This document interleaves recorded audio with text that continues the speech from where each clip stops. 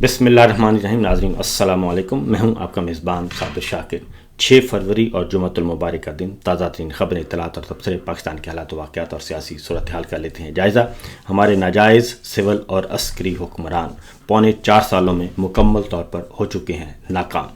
نہ ان کی داخلہ پالیسی کامیاب رہی، نہ خارجہ پالیسی، اور نہ ہی ان کی معاشی پالیسی، اور نہ ہی ان کی سیاسی پالیسی. ہر طرح کے تمام شعبوں میں وہ بحرانوں کا شکار ہیں، لیکن اپنی شکست تسلیم کرنے کے بجائے بار بار غلطیاں کر رہے ہیں. اور 26ویں غیر آئینی ترمیم، 27ویں غیر آئینی ترمیم کے بعد اب وہ کہتے ہیں ہم 28ویں اور 29ویں غیر آئینی ترمیم کریں گے، اور طاقت کے بل بوتے پر کریں گے، اور الیکشن چوری کا جو مینڈیٹ ہے اس مینڈیٹ کے ذریعے کریں گے، اور الیکشن چور پارلیمنٹ کے ذریعے کریں گے. لیکن اس کا نتیجہ کیا نکلے گا؟ اس کا نتیجہ نکلے گا 0 + 0 + 0 = 0، کیونکہ 4.25 سالوں میں تمام شعبوں میں مکمل طور پر وہ فلاپ ہو چکے ہیں. تو اس کے ساتھ ساتھ نقصان کس کو ہو رہا ہے؟ پاکستان کو. پاکستان کے خلاف اب وہ ایک ایسا مقدمہ تیار کروا رہے ہیں اپنے ہاتھوں سے، جو کہ عالمی سطح پہ مستقبل میں جب یہ حکمران نہیں ہوں گے اور جب ان کی ٹانگیں کمزور ہو چکی ہوں گی، اس وقت وہ سارے کا سارا ملبہ پاکستان پہ گرے گا. اس وقت جو پوری دنیا میں ایک ہی چیز ڈسکس ہو رہی ہے، تمام انسانی حقوق کی تنظیمیں، صحافتی تنظیمیں اور جمہوریت پہ نظر رکھنے والی تنظیمیں، شہری آزادیوں پہ رکھنے والی تنظیمیں، وہ سب کی سب تنظیمیں، انٹرنیشنل آرگنائزیشنز، بین الاقوامی ادارے، وہ سب کے سب ایک ہی بات کہہ رہے ہیں کہ پاکستان میں انسانی حقوق کی خلاف ورزیاں ہو رہی ہیں. ہمارے سامنے چند مثالیں ہیں. ایمان مزاری اور ان کے شوہر کو جیل میں ڈالا ہوا ہے، اور پہلی بات، ان کو اس بیہودہ طریقے سے ان کو سزائیں سنائی گئیں، بالکل اسی طریقے سے جیسے عمران خان کو، بشرا بی بی کو اور پاکستان تحریک انصاف کے دیگر رہنماؤں کو، سیاسی کارکنان کو سزائیں سنائی گئیں. جھوٹے بے بنیاد مقدمات، اور اس کے بعد غیر آئینی، غیر قانونی ٹرائل، زبردستی کی سزائیں، اور ان کو ڈالا ہوا ہے جیل میں. پھر جیل میں ڈال کر قید تنہائی اور غیر انسانی سلوک کیا جا رہا ہے. اس کے بعد سہراب برکت ہے ہمارے صحافی بھائی، ان کو جیل میں ڈال کے لگتا ہے کہ بھول گئے ہیں. اس کے ساتھ ساتھ عمران خان، بشرا بی بی، باقی رہنما تو ہیں ہی ہیں، لیکن جو بھی اس کے خلاف آواز اٹھاتا ہے اور ان کے خلاف بھی مقدمات قائم کیے جاتے ہیں. جاوید ہاشمی صاحب نے ایک سٹیٹمنٹ دی اور انہوں نے سوال اٹھایا فیلڈ مارشل کے لیے کہ بادشاہ سلامت، آپ جو کچھ کر رہے ہیں اس کا آپ کو حساب تو دینا پڑے گا، اور اس دنیا میں بھی اور آخرت میں بھی. مانچسٹر میں خاتون نے صرف بد دعا دے دی تو برطانیہ کے ساتھ اس معاملے کو اٹھا دیا. برطانیہ خود ناراض ہو گیا، اور اس کے بعد جو برطانیہ میں ہوا شہزاد اکبر صاحب پہ اور عادل راجہ صاحب پہ، اب اس میں مزید ڈیولپمنٹ ہو گئی ہے. پہلے 3 آدمیوں کو چالان کیا گیا تھا، 2 آدمیوں کو چلان، اب 3 آدمیوں کو اور ملزمان کا چلان ہو گیا ہے، اور ان پہ فرد جرم عائد کر دی گئی ہے. اور یہ ثابت ہو گیا ہے کہ شہزاد اکبر پہ اور عادل راجہ پہ جو حملے کیے گئے تھے وہ ویل آرگنائزڈ تھے اور سوچے سمجھے پلاننگ کے تحت کیے گئے تھے، اور اس کے پیچھے ایک ہی منظم ہاتھ تھا، وہ فنڈڈ تھے یہ سارے کا سارا. اور اس میں پھر ایک ہٹ مین کا ذکر آیا، اور یہ ساری چیزیں، یہ سب کچھ آرگنائز کیا جا رہا تھا، پلان کیا جا رہا تھا، اور کسی اور کو بتایا جا رہا تھا، اور ویڈیوز بھیجی جا رہی تھیں. وہ سارے کا سارا ملبہ کھل گیا ہے اور وہ پہنچ چکا ہے برطانوی عدالتوں میں. یعنی ہر اعتبار سے. اور پھر اب ہماری صحافتی تنظیمیں، انسانی حقوق کی تنظیمیں، جمہوری آزادی کو پہ نظر رکھنے والی تنظیمیں، تمام کی تمام تنظیمیں وارن کر رہی ہیں گورنمنٹ آف پاکستان کو. لیکن گورنمنٹ آف پاکستان جو ہے وہ اس کو دیکھ نہیں رہی اور اس کو لفٹ نہیں کروا رہی. لیکن حقیقت یہ ہے کہ آنے والے دنوں میں یہی ان کے گلے کا توق بنے گا. یہ تو چلے جائیں گے لیکن نقصان پاکستان کو ہوگا. اس سے پہلے بھی پاکستان جو ہے وہ فیٹ آف میں جا چکا ہے. تو بہرحال دیکھتے ہیں کہ اس بارے میں آگے فردر کیا ہوتا ہے. بلوچستان کی بات کروں گا پہلے. بلوچستان میں 216 ہلاکتیں ہو چکی ہیں، اور ہمارے درجنوں جو ہیں وہ شہری اور فورسز کے جوان شہید ہو چکے ہیں.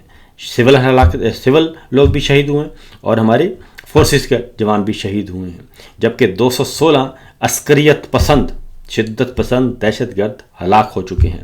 اور یہ صورتحال ہے بلوچستان کی. لیکن بلوچستان میں جو اچھی آوازیں تھیں ان آوازوں کو دبا دیا گیا، اور ان آوازوں کو پارلیمان سے نکال دیا گیا،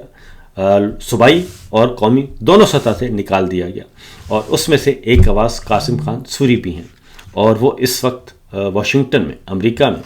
وہ چلا رہے ہیں اوبر، ڈپٹی اسپیکر تھے، ریاست پاکستان کا ایک اہم جز تھے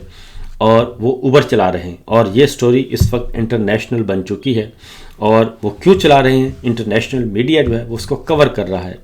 اور وہ بتا رہے ہیں کہ اس وجہ سے کہ وہ فسطائیت کا شکار ہوئے اور اس وجہ سے انہیں مجبوراً یہ جو ہے وہ محنت کمانے کے اپنی روزی کے لیے اوبر چلانا پڑی، کیونکہ پاکستان میں ان کے تمام اکاؤنٹس جو ہیں بینک اکاؤنٹس وہ فریز کر دیے گئے ہیں۔ یہ وہ معاملات ہیں، یہ وہ چیزیں ہیں جو کہ ایک چارج شیٹ بن رہی ہے حکمرانوں کے خلاف، اور الٹیمیٹلی نقصان ہوگا پاکستان کو۔ تو بہرحال دیکھتے ہیں کہ اس بارے میں کب ہمارے ان حکمرانوں کو خیال آئے گا۔ اب آتے ہیں آگے، انہی حالات میں ہماری حکمران کیا کر رہے ہیں، وہ بسنت پہ لگایا ہوا ہے، اور ایک بہت ہی مشہور و معروف خاندان جس کے ساتھ ہمارے فیلڈ مارشل جڑے ہوئے ہیں اور ترجمان اعلیٰ ان کے ہیں ہمارے احمد شریف چوہے صاحب، تو وہ پورے کا پورا ٹبر جو ہے وہ عجیب و غریب باتیں کر رہا ہے۔ مریم صاحبہ کہتی ہیں کہ شعور سے پیٹ نہیں بھرتا، اور کیا شعور سے کوئی روٹی کھا سکتا ہے؟ اس کے بعد چچا کہتے ہیں کہ بھکاریوں کی کوئی اوقات نہیں ہے، ہم بھکاری ہیں،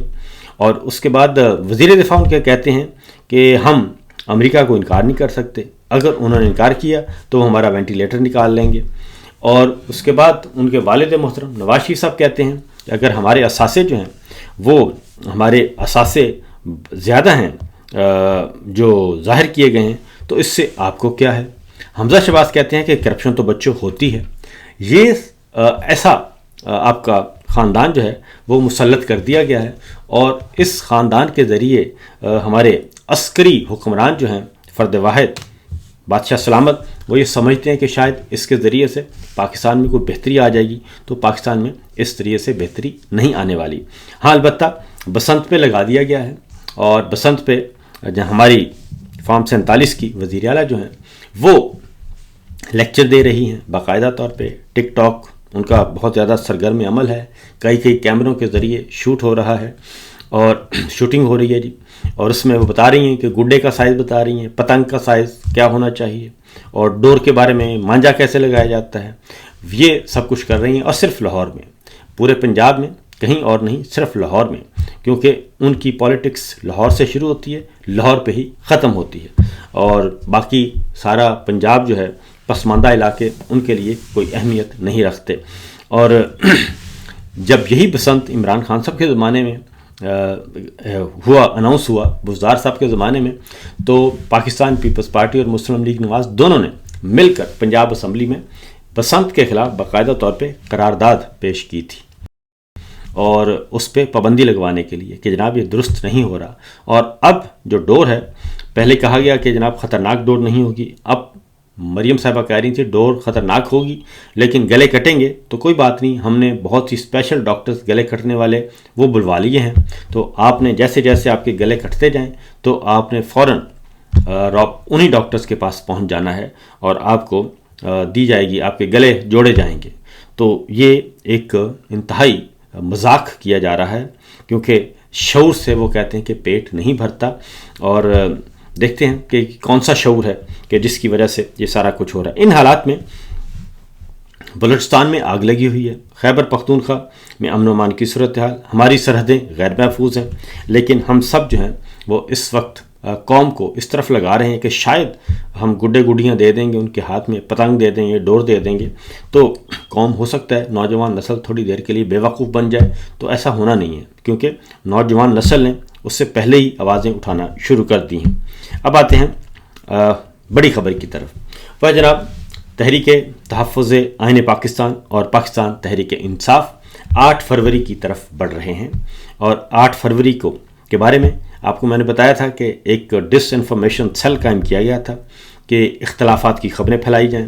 اور اختلافات کی خبریں، اور اس کے بعد جناب پی ٹی آئی نے یہ کہہ دیا، فلاں لیڈر نے یہ کہہ دیا، فلاں لیڈر نے مخالفت کر دی۔ کل اسلام آباد میں اجلاس ہوا خیبر پختونخوا ہاؤس میں،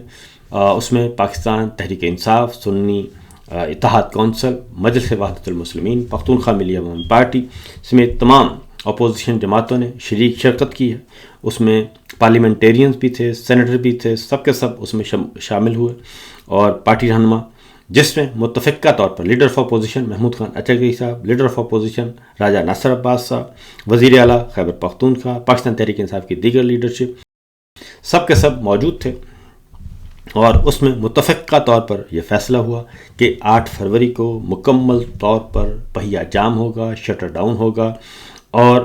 اس احتجاج کو ملک گیر سطح پہ اس کو کامیاب کیا جائے گا، اور اس کو ہر صورت میں جو ہے وہ پہیہ جام اور عوام میں اویئرنیس پیدا کی جائے گی 2-3 دنوں میں، تاکہ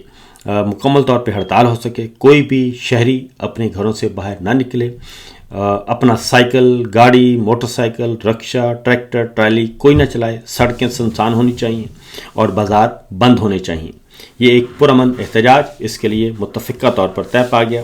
اور کسی قسم کا جو اختلاف اور ڈس انفارمیشن پھیلائی جا رہی تھیں وہ ساری کی ساری ختم ہو گئیں، اور پھر شام کو مشل بردار ریلیاں نکالی جائیں گی، اور سب سے بڑا احتجاج ہوگا 8 فروری کو وہ ہوگا جی پشاور میں، اور وہاں پہ اس ایک جلسہ بھی انعقاد کیا جائے گا جلسے کا۔ اس کے علاوہ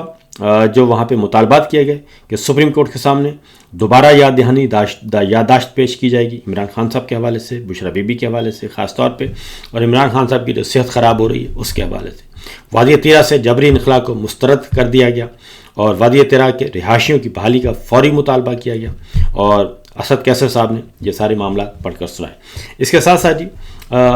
ہمارے کل لندن میں بہت بڑا کنونشن ہو رہا ہے، انٹرنیشنل کنونشن ہو رہا ہے، اور اس کا بھی نقطہ نظر جو ہے، بنیادی نقطہ وہ ایک ہی ہے، اور وہ ہے کہ پاکستان میں جو انسانی حقوق کی خلاف ورزیاں ہو رہی ہیں اور انسانی حقوق پامال کیے جا رہے ہیں، بے گناہ سیاسی کارکنان کو، وکلا کو اور صحافیوں کو جو جیلوں میں ڈالا ہوا ہے، جھوٹے بے بنیاد مقدمات درج کیے گئے ہیں، ان سارے کے معاملات کو اٹھایا جائے گا، اور ہماری بلوچ خواتین بہنیں جو ہیں، ڈاکٹر مہرنگ بلوچ اور دوسری خواتین، ان کو جیلوں میں ڈالا ہوا ہے، ایمان مزاری کو جیلوں میں، ان کا شوہر کو، اور سہراب برکت صاحب کو، سب کو جیلوں میں جو ڈالا ہوا ہے، ان سب کی آوازیں اٹھائی جائیں گی، اور اس کے علاوہ پاکستان تحریک انصاف کے اور اپوزیشن کے بے شمار سیاسی کارکنان جو ہیں، سیاسی رہنما ہیں، ان کو بھی جیلوں میں ڈالا ہوا ہے، تو اس کے لیے آواز اٹھائی جائے گی۔ تو لندن اور UK میں رہائش پذیر اوورسیز پاکستانی، ہم ان سے یہ ریکویسٹ کریں گے کہ وہ ضرور آئیں اور اپنا حصہ ڈالیں اور اس آواز کا حصہ بنیں، کیونکہ نذر عباس صاحب اور باقی سارے دوست ہمارے یہ سب کچھ کر رہے ہیں، ایک بہت بڑا کنونشن کر رہے ہیں۔ اس کے علاوہ جی کیونکہ چیزیں جو ہیں وہ ٹھیک نہیں ہو رہی، اور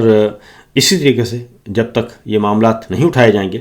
یہ ہونا نہیں ہے۔ جبکہ دوسری جانب پاکستان تحریک انصاف، عمران خان اور ان کی فیملی کے خلاف کچھ اور بندے لانچ کر دیے گئے ہیں۔ پہلے افضل مروت صاحب تھے، شیر افضل مروت صاحب، وہ ڈسکریڈٹ ہوئے اور ان کے غبارے سے ہوا نکلی۔ اب ان کے ساتھ مشال یوسفزئی ہیں، سینیٹر ہیں، پاکستان تحریک انصاف نے ان کو سینیٹر بنایا، لیکن کل وہ بھی ایک ہی پروگرام میں اب اکٹھے ہو گئے۔ ان کے بارے میں پہلے بھی شکوک و شبہات تھے پاکستان تحریک انصاف کے اندر، اور اب کل انہوں نے باقاعدہ طور پہ ٹی وی چینل پہ آ کے علیمہ خان صاحبہ کے بارے میں، عمران خان صاحب کی بہنوں کے بارے میں، ان کی اہلیہ کے بارے میں دوبارہ سے جو ہے وہ پروپیگیٹ کیا ہے اور الزامات لگائے ہیں۔ اور شیر افضل مروت صاحب ان کے گواہ تھے، خواجے کا گواہ ڈڈو، ایک دوسرے کو گواہی دے رہے تھے اور بتا رہے تھے، اور ایک نیا شوشہ چھوڑنے کی کوشش کر رہے تھے، یعنی کہ ایسے وقت میں جب کہ عمران خان صاحب شدید ترین علیل ہیں، ان پہ ملاقاتوں پہ پابندی ہے اور ان کو اپنے رہنماؤں کے لیے آواز اٹھانی چاہیے، انہوں نے الزامات کا سلسلہ شروع ہوا۔ تو پاکستان تحریک انصاف کے سلمان اکرم راجہ صاحب، سیکرٹری جنرل، انہوں نے بھی کہا ہے اور پارٹی کے اندر بھی ڈیسائیڈ ہوا ہے کہ مشال یوسفزئی کو شوکاز نوٹس بھی جاری کیے جائیں گے اور ان کے خلاف باقاعدہ طور پہ کارروائی بھی کی جائے گی، کیونکہ وہ نہ صرف یہ کہ عمران خان صاحب کی بہنوں کا مذاق اڑاتی ہیں، بلکہ انہوں نے الزامات بھی لگائے اور الزامات بھی سنگین ترین۔ یہ سلسلہ چل رہا ہے، اور اس کی وجہ یہ ہے کہ علیمہ خان صاحبہ نے مشال یوسفزئی کو سینٹ کا ٹکٹ دینے کی مخالفت کی تھی، اور اس کا اختلاف ہوتا ہے پارٹی کے اندر اور ادروائز بھی، لیکن اس کا مطلب یہ نہیں کہ اس طریقے سے کام کیا جائے۔ تو بہرحال دیکھتے ہیں مشال یوسفزئی جو ہیں ان کا انجام جو ہے وہ کیسا ہوگا، کیونکہ اس سے پہلے کئی ایسے لوگ جو ہیں وہ ڈسکریڈٹ ہو چکے ہیں، ناکارہ ہو چکے ہیں۔ تو بہتر یہی ہوگا کہ اگر ان کو پارٹی نے ان کو سینٹر بنایا ہے تو وہ اس کی لاج رکھیں اور پارٹی ڈسپلن میں رہیں۔ تو دوسرا جناب، خارجہ پالیسی، صدر ٹرمپ اور چین کے صدر کے درمیان ٹیلی فونک رابطہ ہوا ہے۔ پریزیڈنٹ ٹرمپ نے ٹویٹ کیا ہے تفصیلی، اور انہوں نے اس پر خوشی کا اظہار کیا ہے کہ چین کے صدر کے ساتھ ان کی ایک طویل کنورسیشن ہوئی ہے، ٹیلی فونک کال ہوئی ہے، اور اس میں تمام ایشوز جو ہیں وہ ڈسکس ہوئے ہیں اور اتفاق رائے حاصل کیا گیا ہے، اور تجارت بڑھانے کی بات کی گئی ہے، اور جتنے بھی جو ہیں ریجنل معاملات اور ادروائز یوکرین کی جنگ، تائیوان کا معاملہ اور دیگر معاملات جو ہیں ان کے ساتھ ڈسکس ہوئے ہیں۔ ایران کا معاملہ ڈسکس ہوا ہے، اور صدر ٹرمپ نے پر امید ہیں وہ، اور کافی انہوں نے خوشی کا اظہار کیا ہے کہ ہم اچھے نتیجے پہ پہنچ جائیں گے۔ تو اسی طریقے سے پریزیڈنٹ ٹرمپ نے مودی کے ساتھ بھی معاملہ طے کر لیے ہیں۔ تو ہم کہاں کھڑے ہیں، ہماری خارجہ پالیسی کہاں ہے، یہ ذرا پوچھنا ہے ہم نے اپنے سیاسی اور عسکری حکمرانوں سے کہ وہ کہاں کھڑے ہیں۔ فی الوقت اتنا ہی، اجازت دیجیے، اللہ حافظ۔